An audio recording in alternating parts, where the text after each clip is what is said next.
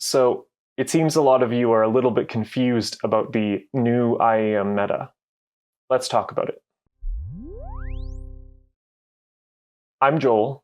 There's a chance you've heard of JM1, a frequency response target for IEMs I created, which is kind of wrapped up in this whole confusing conversation surrounding the new IEM Meta. But we'll get to talking about JM1 later.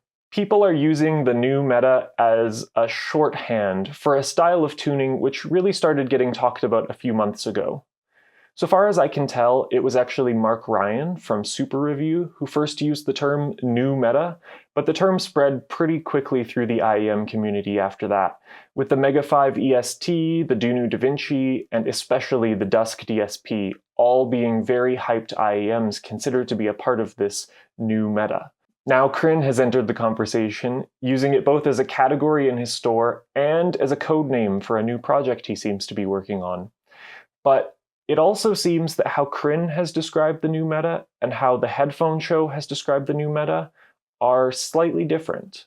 So hopefully today I can help people understand what a tuning meta even is, how we got a new one, why there's slight disagreement over what precisely the new meta is, and I'll offer you my admittedly biased take on what the best version of the new meta is. To start, I think we need to take a step back and talk about what it even means for there to be a meta tuning in audio at all. A lot of people hear the word meta and either think that people are saying non-meta tunings are automatically bad, or they go to the opposite extreme and think that this is all just completely subjective. This is the current trendy tuning, but 6 months from now we'll all be hyped about some totally different new meta. I don't really think that either of those descriptions of the new meta is quite true, but you really can't blame people for that. The word meta isn't super intuitive. So let's try to define what we actually mean when we say meta. Can there even be a meta in audio? I think there can be, but to understand why, we actually need to talk about speakers. You see, when people talk about speakers, it's pretty much common knowledge that a neutral speaker should target a flat on-axis frequency response. The thinking, particularly with studio monitors, is that people want to hear the music as it is, without any coloration coming from the speakers. This line of thinking is so widespread that you'll often see people in headphone communities ask which headphones are the flattest, and then getting quite confused as to why they're seeing these graphs with huge elevations in the 3 kHz area. And while it might seem obvious today that flat equals neutral, what I think a lot of people don't realize is that we didn't always know this. There was a time where the way people made speakers, even those intended to be neutral, had no real standardized design goal. And it took serious scientific investigation to actually determine what the frequency response of a neutral loudspeaker should be. So for a second, let's just imagine that you don't know that flat is neutral. How do you figure that out? And the answer to that is you do a ton of blind listening tests. In these listening tests, people would listen to multiple speakers and then give ratings on the audio quality. Initially, people were given 2 scales that they could evaluate a speaker on. The first was called fidelity, and it was intended to be a measure of how realistic, how lifelike, how natural, or in other words, how neutral the speaker was. The second scale was the preference scale. How much do you actually like what you're hearing? Now, the thinking here was that they wanted to know not only what people considered to be neutral, lifelike, uncolored, but they also wanted to know what people actually enjoyed. And I think that this way of thinking is incredibly common. Kryn, who has largely had a bigger impact on the IEM measurement space than essentially anyone, has often said, neutral is boring. And we can take a listen to how he talks about studio monitors.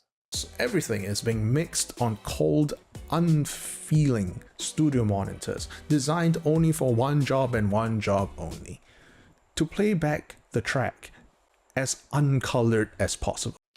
And while I'm kind of using Kryn as an example here, this is, as far as I can tell, basically the standard way that people think about this. You want something that is neutral for mixing, but neutral is not what you're actually going to enjoy. So for music, you probably want something else. But there's a small problem. In those blind listening tests, the one where people were asked to rate both the fidelity and preference, the two scores just tracked each other.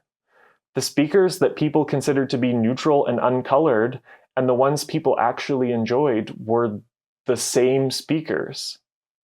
And so pretty early on, they just dropped the fidelity scale.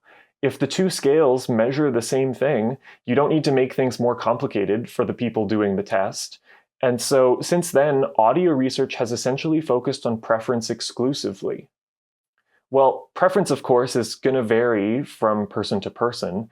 In aggregate, the conclusion of all of this research was that for a speaker to be highly preferred, it should measure flat. And since we know that what people prefer and what people consider to be neutral are actually the same thing, another way to look at this research is that they figured out what the loudspeaker meta is. The meta is what people are going to, on average, enjoy the most. Neutral. The meta is just neutral. Now, you might be asking, wait, if the meta is just neutral, how can there be a new IEM meta? What was the old IEM meta? Didn't we know what neutral was before? And no, we really didn't know what neutral was. And in the last year or two, we've made a ton of progress in answering that exact question. Now, you might have noticed that IEMs actually go inside people's heads, and human heads are pretty complicated. The old standard for simulating human ears, IEC 60318-4, more affectionately known as 711, did not perfectly model the acoustic impedance of the human ear. And IEMs in particular are very sensitive to this. What this means is that IEM measurements made on the 711 standard are always going to be off by a little bit. And while they're still certainly useful, especially if you just want to compare one IEM to another, when you want to create a neutral target, the inaccuracy inherent in the 711 measurements poses pretty significant challenges. It was only when people started measuring IEMs on the newer, far more accurate head and torso simulator, the B&K 5128, that we realized just how far off the older measurements and targets were. We now know that a lot of IEMs, which used to be considered neutral because they looked good on a 711 graph, actually have pretty significant colorations. The new meta is not a new goal, it's the same goal, it's just empowered by better information. Unfortunately, it seems that a lot of the terminology we use to describe IEM sound signatures hasn't quite caught up with the insights from the 5128. In the Hangout.audio storefront, neutral and meta are listed as separate categories, actually. Now, I understand why they've chosen to do this. It is consistent with how IEMs were described in the past, in places like Crin's ranking list, but we know now that these labels aren't entirely accurate. And I worry that someone looking for a truly neutral IEM might not be getting the best recommendation.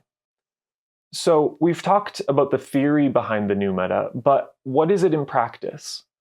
Let's ask Crin. The new meta tuning basically takes the measurements derived from the new 5128 measurement rig as well as the diffuse field response that is related to it. Okay, so what does that actually mean? You see, neutral targets in the old meta were really quite simple. While they sometimes had some theory behind them, the inaccuracies of the 711 coupler meant that the best sounding neutral curves were actually just hand-drawn targets that lined up with what a given reviewer subjectively found to be neutral. Now, the best known of these reviewer targets by far was Crin's IEF neutral, which looked something like this. And all things considered, this target was pretty good. But looking back, with the benefit of hindsight, it definitely had problems. Since then, targets have become quite a bit more sophisticated and actually have two components, the HRTF and the preference adjustment. First, let's talk about the HRTF. Before sound reaches our eardrums, it interacts with our torsos, our heads, the outer fleshy part of the ear, the pinna, and our ear canals. The head-related transfer function, or HRTF, is how a given head changes the frequency response of the incoming sound under different acoustic conditions. Different heads will produce different HRTFs, and different acoustic conditions will as well. Sound coming from directly in front of you won't produce the same frequency response as sound coming from behind you. But in the world of headphone measurements, the most psychoacoustically relevant HRTF is diffuse field.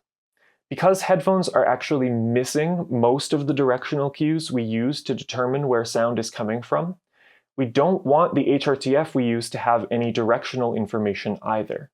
In a diffuse field, sound is coming equally from all directions, but another, arguably more helpful way of thinking about a diffuse field HRTF is that it is the average of all possible directional HRTFs. If you were to put a flat and omnidirectional microphone into a hypothetically perfect diffuse field, you would get a flat line. But if you swap that microphone with a 5128, which is simulating sound pressure at the eardrum, you get a curve that looks like this, the 5128's diffuse field head-related transfer function. Now, in one sense, this curve represents flat at the eardrum, but it's still not a neutral target. To sound neutral, it needs a preference adjustment as well. Because we listen to loudspeakers in rooms and not in anechoic chambers, the sound reflecting off the walls combines with the sound coming directly from the speaker. If we look at measurements of high-end neutral studio monitors, we can see that, as expected, the on-axis response is pretty flat. But because the sound coming out of the sides and the back of the speaker is not flat, this off-axis sound combines with the on-axis sound at the listening position to create an in-room response, which ideally has a gentle downward slope, even when the speaker itself is flat. We want speakers that are flat, but an in-room response that is flat is not neutral. So in order for headphones to sound neutral, we also need to add a similar downward slope to our HRTF, either in the form of preference filters from the Harman research or a flat tilt with some extra bass. This is usually called a preference adjustment, but you can also think of it as adding the appropriate room effects to our target. Combine this preference adjustment with the HRTF from earlier, and we have a much more sophisticated way to define a neutral target. If we take a hypothetical IEM that measures fantastically on a 711 coupler against a neutral target from the old Meta, and then measure that same IEM on a 5128 using this new way to define a neutral target, you quickly realize that we have a pretty substantial dip in the lower mid-range and an emphasis at 1 kHz. Newer targets for 711 have emerged which correct for some of these deficiencies, but these are all insights that came from the 5128 and then were ported back to the 711 measurements. When an IEM matches this new target, the 5128 diffuse field with a tilt and a bass boost, it sounds a lot better than any of the previous 711 targets. It's richer, less hollow, more natural sounding. Because it doesn't have that same dip in the lower mid-range, it doesn't require as much bass to sound balanced, and losing the emphasis at 1 kHz makes the mids sound a lot more spacious and open, at least to my ears. But this is also where we get to some of the disagreement on what the new Meta is. While this target is certainly better than the old targets, I think it still has problems, and it's actually not what most people are calling the new Meta. The near universal praise that was given to the Dusk default DSP, the Dunu DaVinci, the High Senior Mega 5 EST wasn't because these IEMs line up with the 5128 diffuse field, it's because in a key way they don't line up with it. The 5128 diffuse field is probably not going to be the best HRTF baseline for most people because the 5128 is not a great representation of an average human. Now, I realize that I just spent the last several minutes talking about how the 5128 measurements are so much more accurate than the previous 711 measurements, and they are, but now we're going to talk about how, despite all the improvements, the 5128 is not a great representation of a human head. When you compare the aforementioned diffuse field HRTF of the 5128 to an average of HRTFs measured on real people, you would hope that they're very close. But there are some noticeable differences, especially in this region between 3 kHz and 8 kHz. The HRTF of the 5128 just seems to be a bit brighter than the average human HRTF. Sean Olive also found that headphones measured on both the BNK and the Grass ears measure with significantly more treble than they do on actual humans. And since these measurements were done at the blocked ear canal entrance, this points to the pinna being the source of those differences. And when we look at a breakdown between the part of the HRTF caused by the pinna compared with the part caused by the ear canal, it seems that the 5128 HRTF is brighter specifically in the region where most of the HRTF is caused by the pinna, and not the ear canal. To some degree, this shouldn't be surprising. Well, B&K did a ton of work to model the ear canal more realistically and ensure the acoustic impedance of the ear simulator lines up with actual humans. The fleshy outer part of the ear, the pinna, is largely unchanged from the older 4128, and it seems that the design of this pinna is the root of the problem. If it is the outer ear that causes these differences, then the problem is specifically with using the 5128 diffuse field for IEM measurements. IEMs are unique in that they partially bypass the anatomy of the person wearing them. Sound is ported directly into the ear canal with no direct influence coming from the pinna. The pinna that actually happened to be on the rig is kind of irrelevant.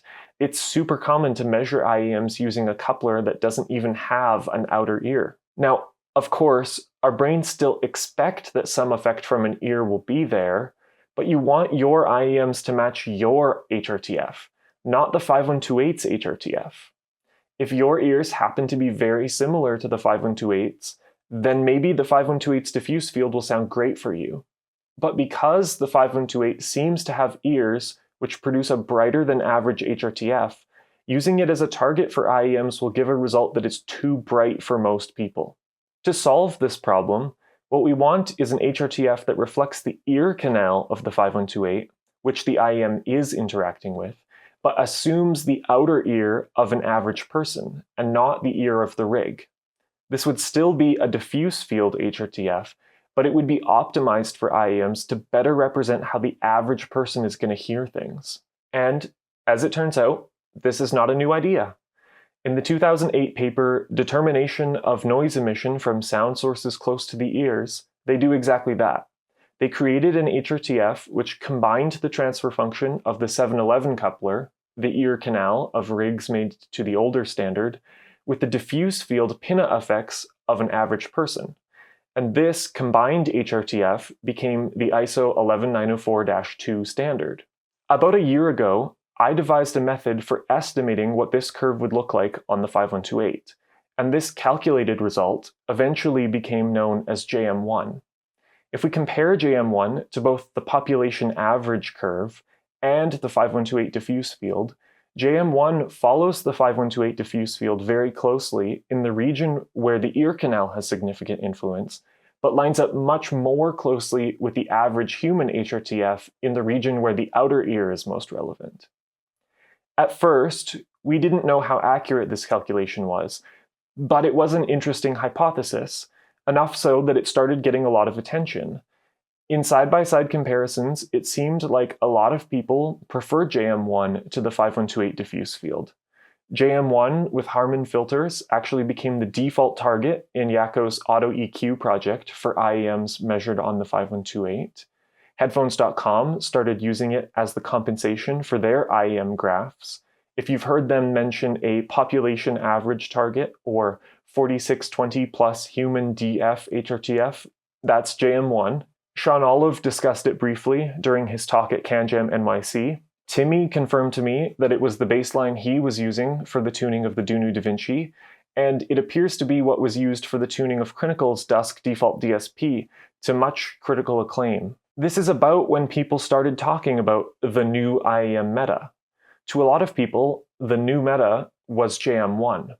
Using data from Sean Olive's CanJam presentation, we can now compare the JM1 calculation to measured data on the 5128's pinna, and in the region we're concerned with, the agreement is excellent. Headphones.com was also able to take some direct measurements that confirm the JM1 hypothesis is more or less correct, and that the calculated result is quite accurate.